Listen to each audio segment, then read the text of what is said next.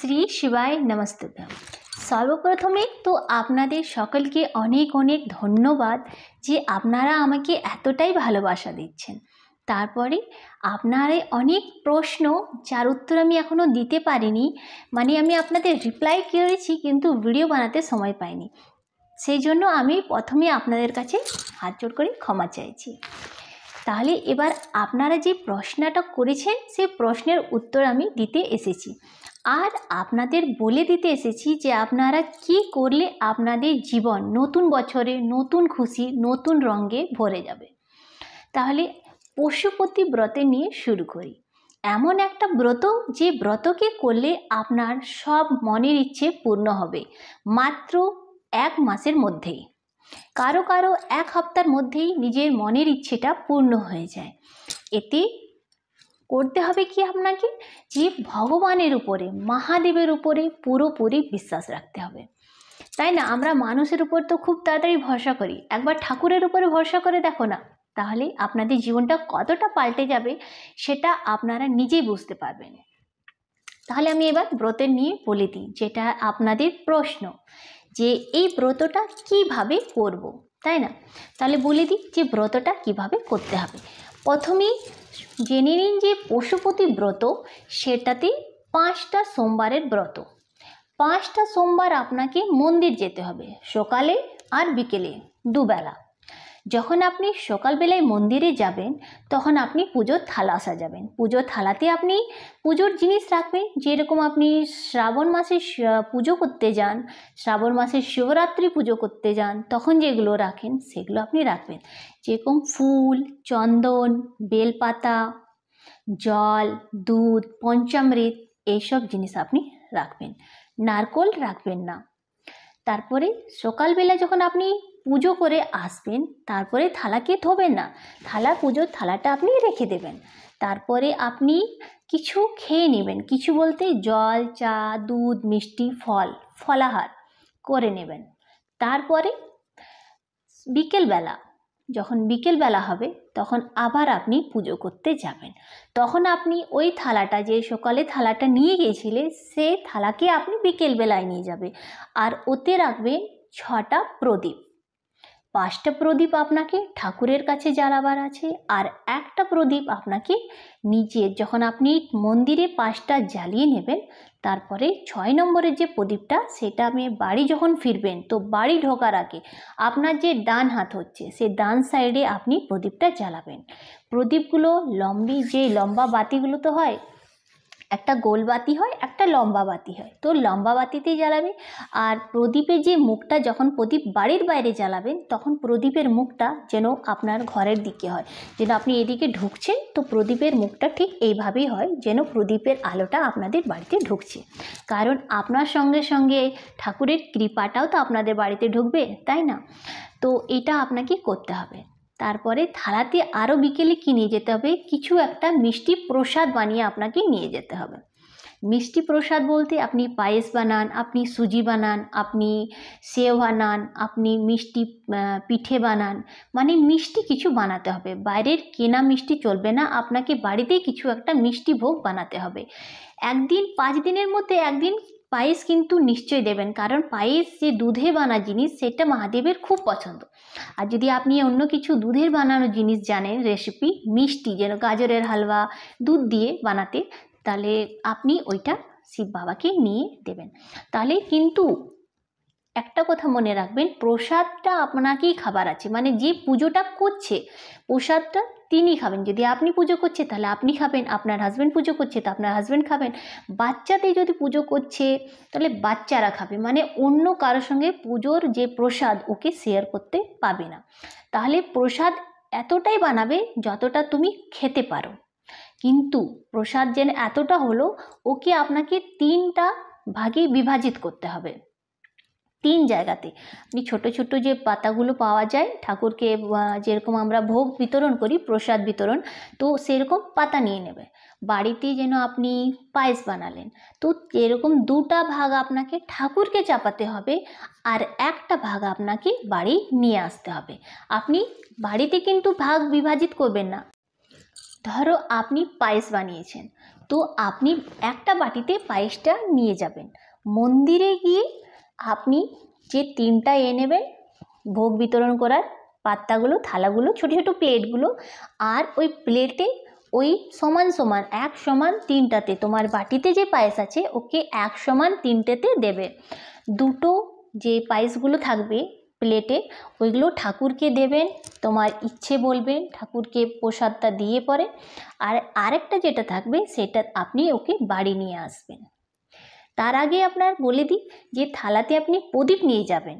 যখন আপনি প্রদীপটা জ্বালাবেন, প্রথম প্রদীপ যখন জ্বালাবেন প্রথম দিনে, তখন আপনি ঠাকুরকে জানিয়ে দিও যে আপনার নামটা কি, আপনার গোত্রটা কি, আর কি, যেরকম আপনার গোত্র মধু ঋষি বা শাণ্ডিল্য ঋষি বা কশ্যপ ঋষি, যেগুলো আপনাদের গোত্র সেটা বলে দিতে ভুলবেন না ঠাকুরকে।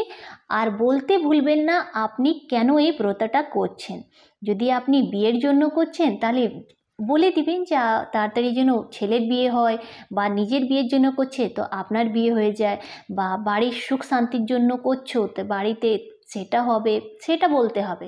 যদি আপনি বাচ্চাদের পড়াশোনার জন্য, চাকরি ব্যাপার এইসবের জন্য বলছে, তাহলে ঠাকুরকে যখন আপনি প্রথমবার প্রথম প্রদীপ জ্বালাবেন তখন এইটা মনের ইচ্ছেটা বলে দেবে যে আপনি এই পুজোটা কেন করছে।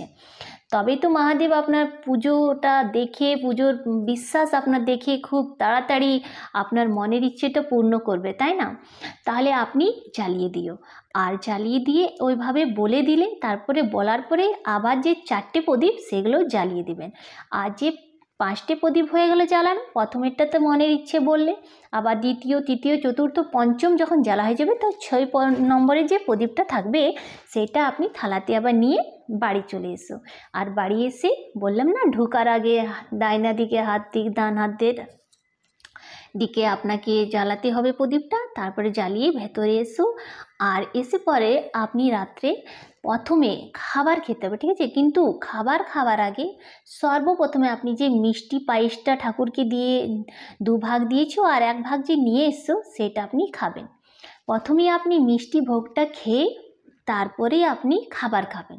খাবার খাবেন বলতে কি, খাবারে বলতে আপনি রুটি, তরকারি, ভাত, মুড়ি যেটা আপনার ইচ্ছে আপনি খেতে পারেন, কিন্তু প্রথমে আপনাকে মিষ্টি ভোগটা খেতে হবে, তারপরে আপনি খাবার খাবেন।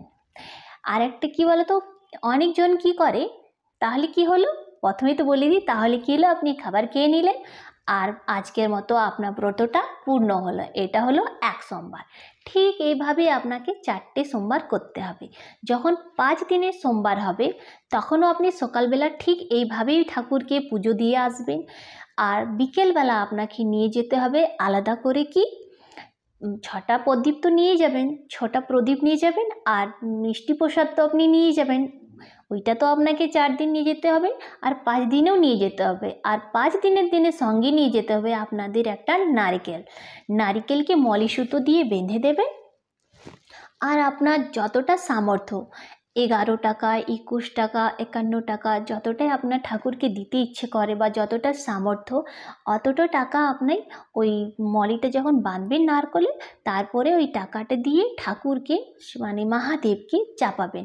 আর সঙ্গে চাপাবেন আপনি 108টা কিছু একটা জিনিস, ধরো 108টা ফুল চাপালেন, বা 108টা চাল চাপালেন, বা ফুল নেই তো ফুলের যে পাংখুড়িগুলো থাকে, মানে ফুলের যে একটা পাতাগুলো থাকে সেইগুলো চাপিয়ে দিলেন, বা 108টা মুগফালি, 108টা বাদাম, 108টা মুগ, গোটা মুগ, সেইগুলো চাপিয়ে দেবেন। মানে 108টা আপনাকে কিছু চাপাতেই হবে। 108টা বেলপত্র চাপাবেন, আর একটা করে চাপাবেন, একসঙ্গে 108টা চাপিয়ে দেবেন না, একটা চাপাবেন। প্রথমেই আপনি বাড়ির থেকে যখন বেরোবে তার আগে আপনি ওইগুলো গুনে রাখবেন, ঠিক আছে? 108টা ধরো বেলপাতা চাপাচ্ছেন, তাহলে আপনি আগে বাড়িতে গুনে রেখেছেন, যখন ঠাকুরকে ওখানে গিয়ে চাপাবে বিকেলে তখন এরকম শ্রী শিবায় নমস্তুভ্যাম বলে বলে চাপিয়ে দেবে, বা হর হর মহাদেব বা নমঃ শিবায় ওম। কারণ মেয়ে ছেলেদের ওম নমঃ শিবায় বলতে নেই, মেয়ে ছেলেদের নমঃ শিবায় ওম বলতে হয়। মানে যদি মেয়েরা করছে তখন, আর ছেলেরা করছে তো ওম নমঃ শিবায় বলে চাপাবেন। মানে মহাদেবের নাম নিয়ে, ভোলা বাবা, শিব বাবা, আপনি যেটা বলতে পারবেন নাম নিয়ে কিন্তু চাপাবেন। যখন আপনি 108টা চাপিয়ে দেবেন, তারপরে ঠাকুরকে প্রার্থনা করবে যে আমার মনের ইচ্ছে, আমার যে মনস্কামনা, আমার যে মনোবাঞ্ছা, সেটা তুমি খুব তাড়াতাড়ি শীঘ্রভাবে পূর্ণ করো।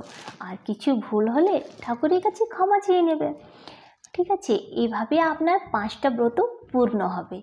আর তার সঙ্গে পূর্ণ হবে আপনার মনের ইচ্ছে। অনেকজন যখন পশুপতি ব্রত করে তো প্রথম সোমবার করে, আর দ্বিতীয় সোমবার হতে হতে তাদের মনের যে ইচ্ছেটা আছে সেটা পূর্ণ হয়ে যায়। তাহলে আপনি একবার বিশ্বাস করে দেখুন না, পুজোটা করে দেখুন, আপনার নিজেদের জীবনে কতটা এটা লাভদায়ক, কতটা ফলদায়ী, এটা তো আপনি নিজেই বুঝতে পারবেন। আর এটা পুজোটা করতে তো বেশি খরচা নেই, তাই না? শুধু একটা নারকেল, বাকি তো আপনার এরকম কিছুই না, বাড়িতে যেগুলো খাবেন সেই খাবারই খেতে হবে আপনাদের। তাহলে একটা কথা মনে রাখবেন যে অনেকজন কি করে, পশুপতি ব্রত করে তো বলে আমি আজকে পুরো দিনটা উপবাস থাকি, তাই না? কিন্তু উপোস থাকতে নেই। কেন? এই ব্রতের নিয়মটাই এটা হচ্ছে যে এক সময় ফলাহার আর এক সময় আপনাদের কিন্তু ভোজন করতে হবে, খাবার খেতে হবে। তাহলে যখন আপনি ব্রতটা করবেন আর আপনি যদি একসময় ফলাহার না করবেন আর খাবার রাত্রিবেলা না খাবে, তাহলে তো আপনার ব্রত নিয়মটা পালন হলো না। তাহলে তো আপনার মনের কামনাটা পূর্ণ যদি না হয়, তাহলে এতে ঠাকুরের দোষ নেই, তাই না? আর একটা কিছু কিছু জিনিস বলে দিই তাহলে। যদি স্বামী স্ত্রী দুজনেই এই পুজোটা করছে, তাহলে দুজনকে কিন্তু আলাদা আলাদা প্রসাদ বানাতে হবে, আলাদা আলাদা থালা সাজাতে হবে। স্বামী যে থালাটা সকালে নিয়ে যাবে, বিকেলে স্বামী সে থালাটাই নিয়ে যাবে, আর নিজে প্রদীপ নিয়ে যাবে আলাদা 6টা, আর নিজে প্রসাদ বানিয়ে। যদি স্বামী প্রসাদ বানাতে না পারে তাহলে আপনিও বানিয়ে দিতে পারেন, কিন্তু আপনি প্রথমে স্বামীরটা বানিয়ে দিলে, আবার ওই যে যাতে বানিয়েছো ওইটা ভালো করে ধুয়ে মুছে আপনার জন্যে বানাবেন। কেন? দুজনের আলাদা আলাদা বানাতে হয়। বাচ্চারা করছে, যদি ওরা না রান্না করতে পারে তাহলে মাও বানাতে পারে, কিন্তু অতটাই বানাবে, খাবে শুধু মা। মানে বাচ্চা যে পুজো করছে সে, মা যদি পুজো করছে মা খাবে, বাচ্চা যদি পুজো করছে বাচ্চা খাবে। মা যদি বাচ্চার জন্য রান্না করছে, পুজোটার জন্য যদি মা বানাচ্ছে প্রসাদ, তাহলে পুজো যদি বাচ্চা করছে বাচ্চা খাবে। প্রসাদ কিন্তু কাউকে দেবেন না, আর অতিরিক্ত বানাবেন না যে অনেকটা বানিয়ে ফেলেছো এবার কি করব, খেতে পারবো না। ওই রকম আপনাকে প্রসাদ যখন বানিয়েছো ঠাকুরের, ওনার কৃপা পাওয়ার জন্য প্রসাদটা পুরো খেতে হবে। তাহলে এগুলো কিছু জিনিস ধ্যানে রাখবে। আরেকটা, যে পুজোতে যদি 5টা ব্রত, ঠিক আছে তো 5 দিন করবে, ধরো তুমি একটা করলে, দুটো করলে, আর তিসরার সময় মানে যখন আপনার 3টে ব্রত হবে তখন আপনার পিরিয়ড হয়ে গেল, এবার তো আপনি করতে পারবেন না পুজোটা। তাহলে এই সোমবারটা আপনি বাদ দিন, আপনি আগের সোমবার যেটা আসবে তাতে পুজোটা করে নিন। তাহলে কি হবে, আপনার 2টো ব্রত তো আগের থেকে রইলো, আর আগের সোমবারে যখন করলেন একটা মিস হলো, আগের সোমবারে করলেন তো আপনার 3টে ব্রত হলো, মানে আপনি যে 2টো আগে করেছেন সেগুলো বেকার গেল না। তারপরে আবার 2টো করে নিন, আপনার 5টা হয়ে গেল।